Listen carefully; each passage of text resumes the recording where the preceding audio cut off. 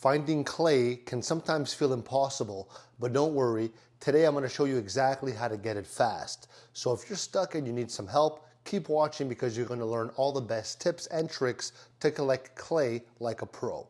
So first you're going to head to the Glade of Trust, where you're going to find clay buried in the ground. It's not just anywhere. It usually shows up near the trees and bushes, so keep your eyes peeled.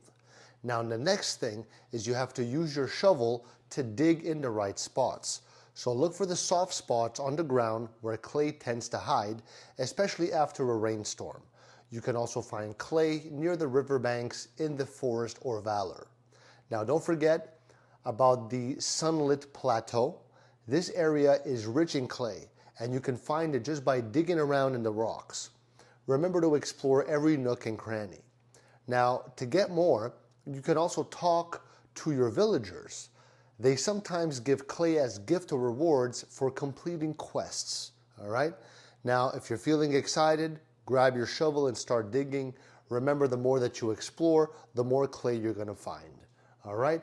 Now, if this helped you out, make sure to like, comment, and subscribe. Thanks for being here. Love you. Ciao.